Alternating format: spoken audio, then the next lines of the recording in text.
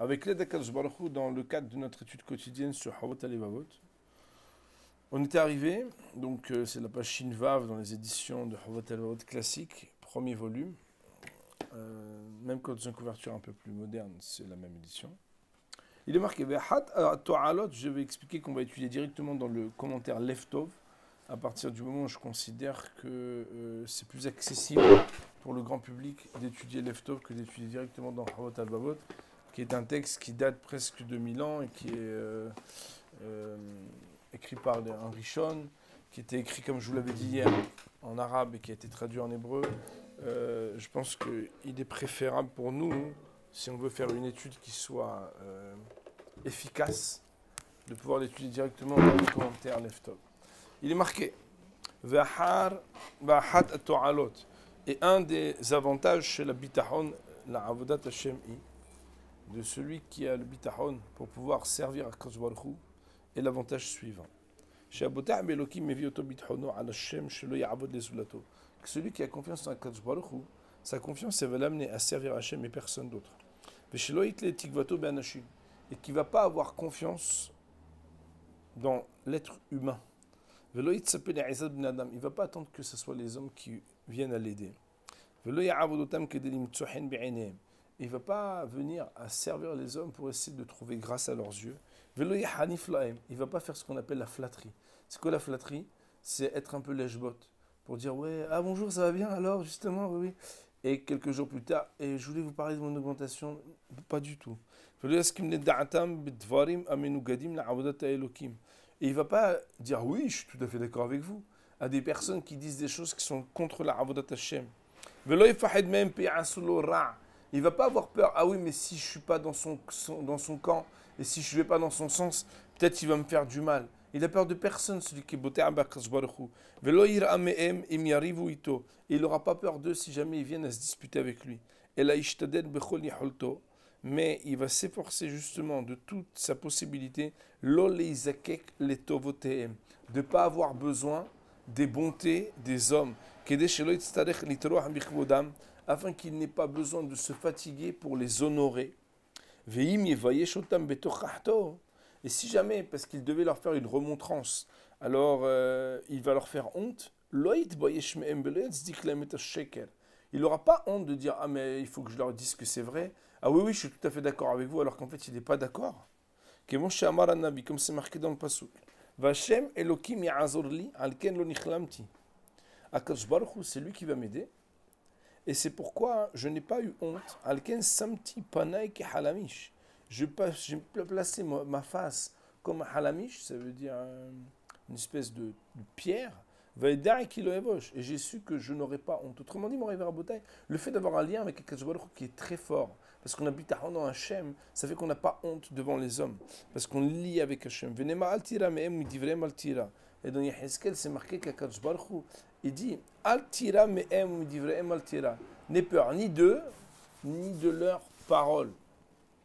Veneemar midivrem altira me'penem altehad. C'est marqué encore. De leurs paroles n'aie pas peur, de leur face n'aie crainte. Veneemar altira mipenem, veneemar altehad mipenem. Veneemar kishamir hazak mitzor natati mitzhecha. Et c'est marqué que Shamir c'est une pierre précieuse, hazak mitzor, plus forte encore que la pierre. Natati mitzhecha, j'ai placé ton metzah, ton front. L'otira otam velotehad ni peneem. N'aie pas peur et n'aie crainte. Autrement dit, on voit que les versets des Nevi'im sont là pour nous dire de ne pas avoir peur. Zgoret adelet bevakasha. Autrement dit, on est là en fait à être confronté au fait que la confiance en Akadosh Baruch Hu, un point supplémentaire que le Rabbi nous apprend ici, c'est que parfois on est dans la flatterie et dans la crainte des hommes au lieu d'avoir uniquement la crainte d'Akadosh Baruch Hu. Celui qui habite à Kadosh Baruch Hu, alors il n'a pas peur des hommes. Il a honte de personne. Bien évidemment, il faut qu'il ait la capacité de se remettre en question et de ne pas avoir l'orgueil qui vient à cause du fait d'avoir honte de personne. Mais si on parle, il n'a pas la honte qui accompagne ceux qui parfois ont honte, tout simplement parce qu'ils ont peur de la réaction des hommes. Un homme qui arrive de Shem, la seule personne devant qui il doit avoir honte, Et la seule personne de qui il doit attendre quelque chose, c'est d'Akadosh Baruch Hu, sans que cela l'amène Hazb Shalom à l'effronterie. On est en train de dire qu'on parle ici d'un Eved Hashem, mais d'être capable de comprendre que ce n'est pas les hommes qui dirigent le monde, c'est Akadosh Baruch Hu qui dirige le monde. Alors, notre ami pose la question, il dit, mais à ce moment-là, où est la lisière entre l'effronterie et le fait d'être un beauté à Hashem? Si on n'en a rien à faire de personne, Hazb Shalom, c'est très grave. La réponse, elle est simple, c'est que on ne parle pas ici de quelqu'un qui dit tout ce qu'il pense. Hazb Shalom, Has Milaskir. On parle ici de quelqu'un qui, au lieu de se retenir de dire ce qu'il faut, ou bien au lieu d'acquiescer, d'être d'accord, alors qu'il ne voudrait pas le faire, en réponse à des principes de la Torah, quand des fois des gens ne se comportent pas convenablement. Un collègue, il nous dit quelque chose, mais c'est en même temps mon supérieur hiérarchique. J'ai peur que s'il me prenne en grippe, alors après, je perde mon travail, je n'ai pas les mêmes avantages, je ne puisse pas avoir mon augmentation. Si je demande des congés, il ne va pas me les donner.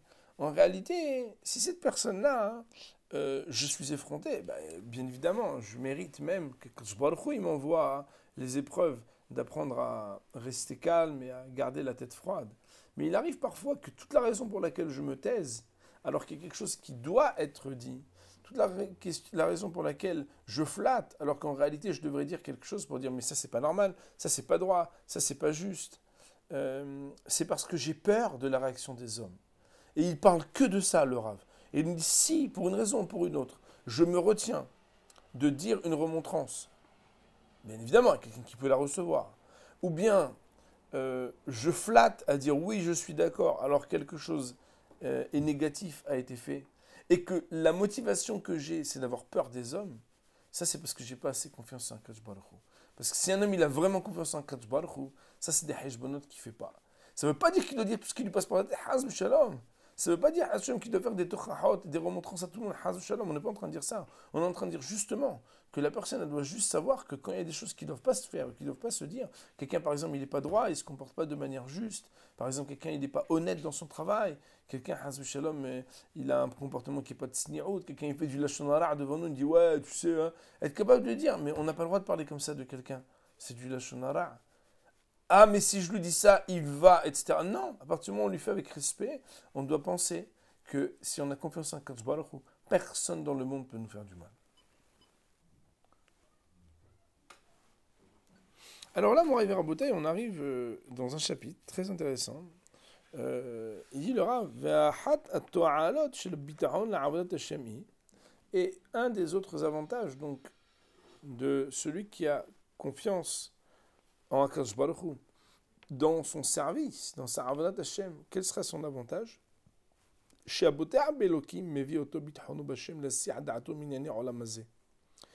que celui qui a la confiance en Akadosh Baruch Hu, écoutez comme c'est puissant, il arrive à défaire son esprit des sujets qui touchent la matérialité, ou les rakez et mahshevotav le'inane avodat Hashem, et de concentrer ses pensées sur le service qui concerne la avodat Hashem. Ve'udome bimnuchat nafsho berhabad ad-da'at shelo, ou bemi'ut da'agato le'inane olamazé, et par sa sérénité, sa disponibilité d'esprit et sa tranquillité par rapport au sujet matériel, il ressemble à qui? Léoman Kimika, un alchimiste, qui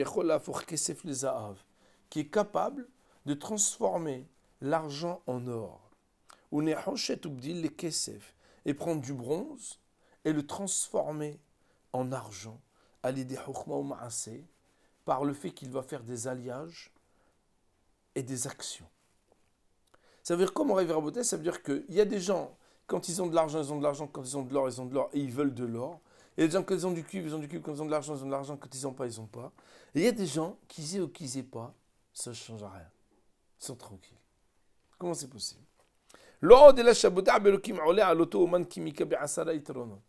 Il dit le Rav, et on rentre ici dans un sujet très intéressant dans la Torah du Chovot Alevavot, c'est les 10 avantages de celui qui a confiance en Hachem par rapport à un alchimiste. Et là, on va rentrer dans 10 différences. 10. Ça veut dire qu'il y a des gens qui savent faire que l'argent se transforme en or, si on peut dire des choses comme ça, que le cuivre ou le bronze se transforme en argent. Et ils ont un avantage énorme sur le monde. Parce que celui qui ne sait pas faire ça, bah quand il a de l'argent, il a de l'argent. Quand il a de l'or, il a de l'or. Quand il a du bronze, il a du bronze.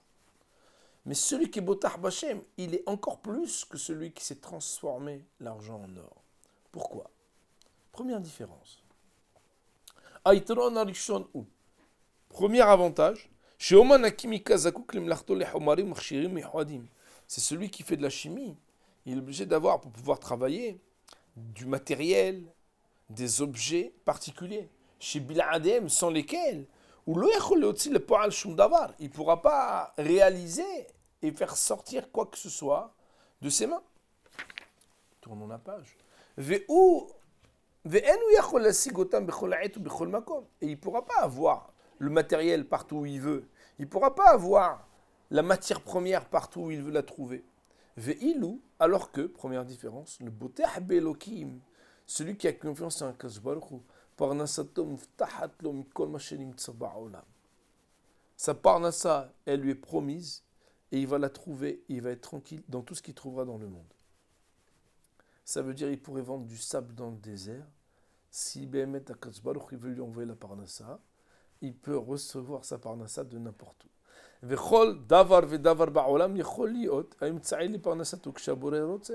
Et n'importe quelle chose dans le monde pourrait être une source de parnassa, qu'Akadosh Baruch Hu va décider. Comme c'est marqué dans le pasuk, Akadosh Baruch Hu, pourquoi il t'a fait manger la manne? Le ma'anodi'acha, afin de te faire savoir que c'est pas sur le pain uniquement que l'homme peut vivre, mais que de tout ce qui sort de la bouche d'Akadosh Baruch Hu, l'homme pourra vivre. Écoutez bien, Rabotai, ça paraît tellement simple ce que je vous dis, mais c'est tellement puissant en réalité et on est tellement loin de ça. Parce que voilà, qu'Akadosh Baruch Hu, il ne lui manque pas à lui la possibilité de donner à n'importe quel endroit et à n'importe quel moment la parnassa à l'homme. Des fois les gens ils disent voilà, c'est dur pour nous d'aller là, de changer de pays et de changer de ville. Mais c'est Akadosh Baruch Hu, il veut faire un virement. Akadosh Baruch Hu, il fait un virement, il n'y a pas de problème. Comme c'est quelque chose d'ailleurs qui est connu dans l'histoire d'Eliyahu Navi avec les corbeaux. Regardez en bas, dans le haute-tête, il raconte cette petite histoire, même si elle a l'air connue. Peut-être on va la rafraîchir pour ceux qui ne la connaissent pas. Il dit, le texte, que je suis en bas, dans le haute-tête. Lorsque Ahav, le roi d'Israël, il a énervé Akadosh Baruch Hu à faire de la Avodah Zara, à faire de l'idolâtrie, Eliyahu Navi et Geshem. Eliyahu Navi, il a arrêté les pluies. Vaya davar Hashem elav lemo. Et Hashem, il lui a dit à Eliyahu Navi, Lech miseo panita lecha kedma venistarta benahal karit asha'al penay Yarden. Tu vas devoir te cacher, puisque tu as causé cela, c'est dangereux. Tu vas devoir te cacher dans un endroit qui s'appelle Nahal Karit, à côté du Jourdain. Et voilà que tu vas boire de ce fleuve, cette rivière. Et je vais t'envoyer des corbeaux, dit Akadosh Baruch Hu à Eliyahu Navi, pour te donner ta parnassa. Et voilà le pasuk nous dit, dans le livre de Melachim, dans le livre des rois, qu'il s'en est allé là-bas, il s'est installé.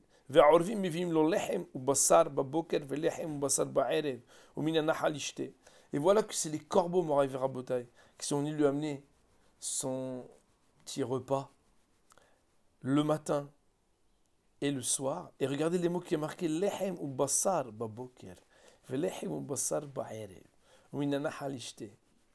du pain et de la viande le matin, du pain et de la viande le soir. Je ne sais même pas si nous, Bémet, alors qu'on est bien établi, on n'est pas avec des corbeaux. On n'a pas la viande le matin et le soir. Et il a bu de la rivière. Autrement dit, dans une période de famine où il n'y a rien, dans une période où les pluies ne sont plus, eh bien, lui, il a reçu ce qui s'appelle la bracha d'Akadosh Baruch Hu. Parce que Yad Hashem Tiktsar, est-ce que la main d'Hashem elle est réduite? Il dit le Rav, je reprends en haut dans le texte, Mais aussi l'histoire de Aïmaïcha Almana avec la femme qui était veuve. Ve'im ugat aret safim b'tsappahat amaim. Moraï Rabotai, c'est des histoires qui renforcent la Ebouna, on va les lire en bas. Dans le Hot Yud, vous l'avez Moraï Rabotai? Le Hot Yud, il y a marqué comme on vient de le dire, lorsqu'il a coupé les pluies, il s'est caché là-bas, dans le fleuve de Karit.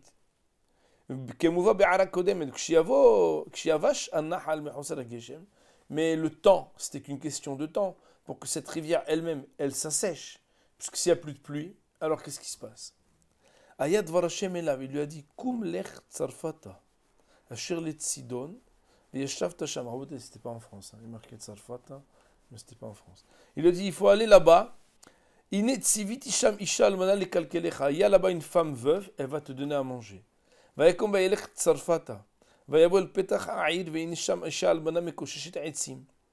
été là-bas, il a trouvé une femme qui était mekoshesh et etzim.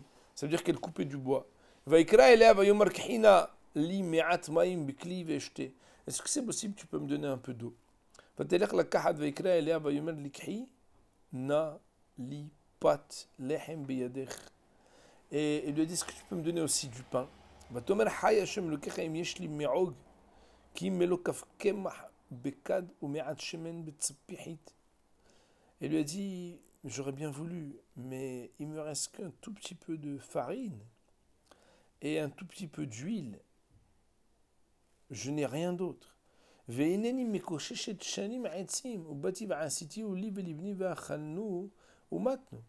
voilà que moi je travaille beaucoup, mais si je le fais déjà pour moi et mon fils, on va mourir après parce qu'on n'aura rien. J'ai plus rien. Le seul repas que j'ai, c'est le dernier repas. Pardon, Eliyahu al-Tirei. Il lui a dit, n'aie pas peur. Il faut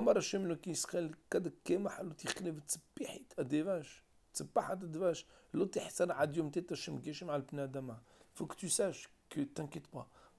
Il a dit que tu vas me donner à manger. Ça veut dire que cette cruche là où il y a de la farine et l'autre cruche où il y a là-bas une espèce d'huile, une espèce de miel, ne se terminera jamais jusqu'à ce que Kadosh Baruch Hu renvoie la pluie sur la terre. Et c'est comme ça, Moraï Rabotai, la suite nous dit elle a fait comme Eliyahu. Et elle a pu manger très longtemps.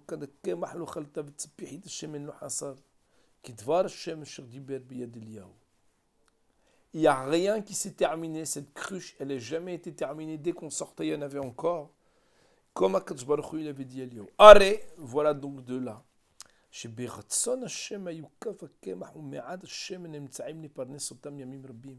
Que si Akadosh Baruch Hu veut, une petite quantité d'huile et une petite quantité de farine ne peuvent pas se terminer tant qu'Akadosh Baruch Hu il a dit que la bracha doit venir de là. C'est quoi la troisième histoire, Moraï Verabotai, avec le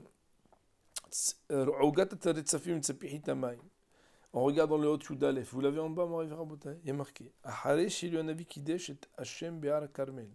Varag et Nevi Baal. Il y a une histoire qui raconte que quand Eliyahu Hanavi, il a fait le Kiddush Shamaim en disant Hashem wa Elohim Be'ar Karmel et qu'il a tué les fameux Nevi Baal, ça veut dire les faux prophètes. Ratzta Izevel et Ahav la Roket Eliyahu. La femme de Ahav qui s'appelait Izevel, elle voulait tuer Eliyahu Hanavi. Et quand il a vu qu'il était en danger, Eliyahu Hanavi, il est parti, il s'est enfui à Beersheva.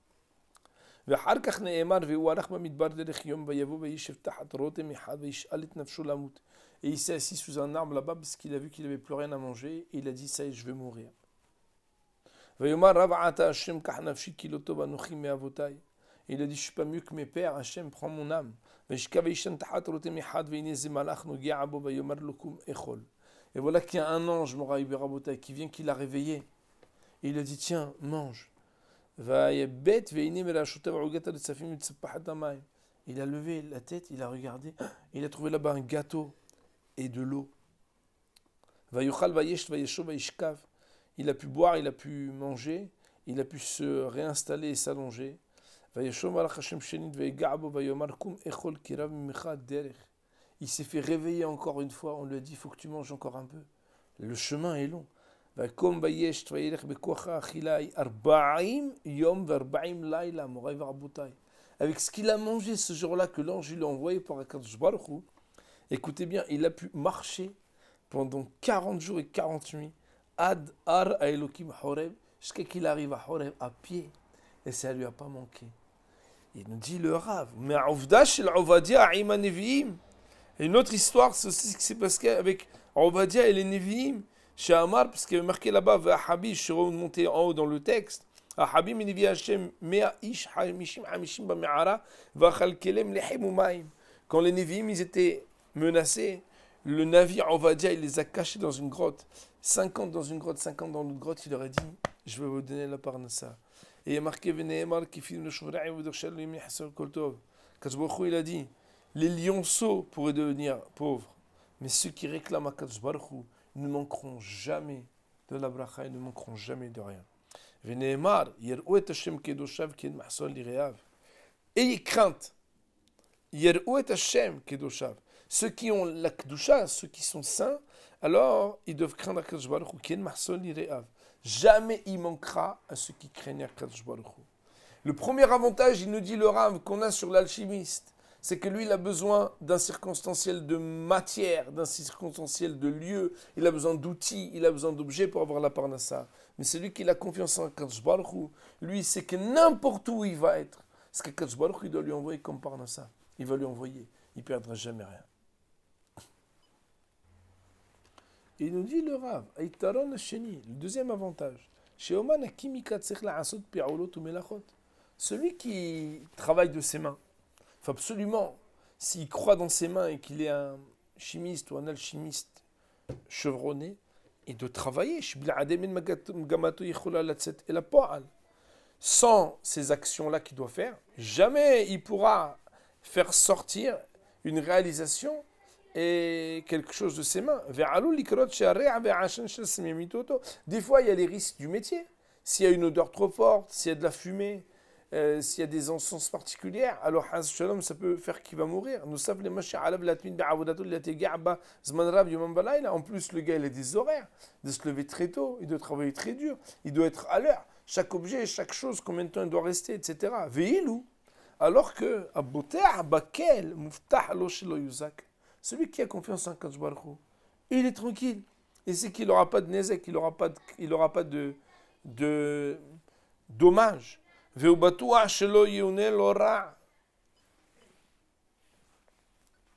Celui qui a confiance en Kadosh Baruch Hu, lui sait qu'il va avoir aucun problème, aucun dommage, aucun accident. Mais parce que de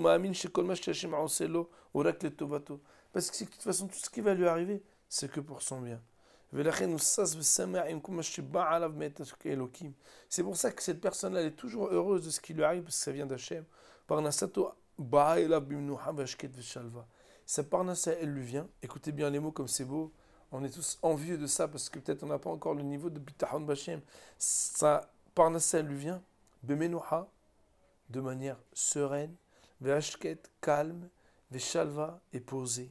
Kemushamar David Amelech, comme c'est marqué dans le livre de Tehillim, David Amelech, il a dit Hashem ro'i lo ihsar, binot deshe yarbitseni, alme menuchotina aleni. Des versets que nous connaissons trop bien, mais trop mal. Hashem ro'i, parce que Kadosh Baruch Hu, il est mon berger. Lo ihsar, je ne manquerai de rien. Binot deshe yarbitseni, là où il y a du bon gazon, il me fera paître. Sur des eaux qui sont douces, il me conduira. Troisième avantage, mon rêve à bataille. Donc le deuxième, c'est quoi? C'est qu'en réalité, il n'y a pas de risque du métier. Il n'y a pas les mêmes angoisses et difficultés.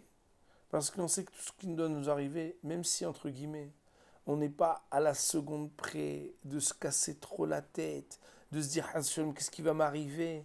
Parce que de toute façon, tout ce qui va nous arriver, c'est pour notre bien. Parce qu'on a confiance totalement que Kadosh Baruch Hu nous envoie ce qu'on a besoin. Aïtaron Shelishi, et nous terminerons là-dessus. Le troisième avantage, celui qui est un alchimiste, qui fait des choses de ses mains, mais qui n'a pas la confiance en Hachem, lui, il n'a pas confiance dans les autres. Les galotes là, il ne peut pas leur raconter comment il fait pour bien réussir. Mais il a peur pour sa vie. J'ai tourné la page Kamo, il s'est dit, mais la concurrence, clause de non-concurrence. Si jamais le gars, je commence à lui dire, après il va venir, il va faire la même chose que moi, il va gagner autant que moi. Il dit le Rav, alors que celui qui a confiance en Kadosh Baruch Hu, non seulement il a peur de personne, les hommes ne lui font pas de menaces, et là où mais en plus, il est très fier.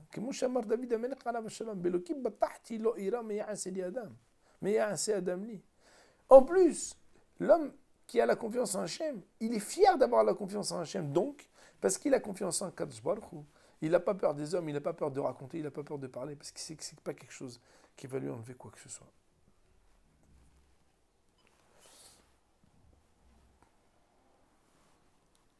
Moraï Verabotai, nous avons donc vu Baruch Hashem le troisième avantage, troisième différence.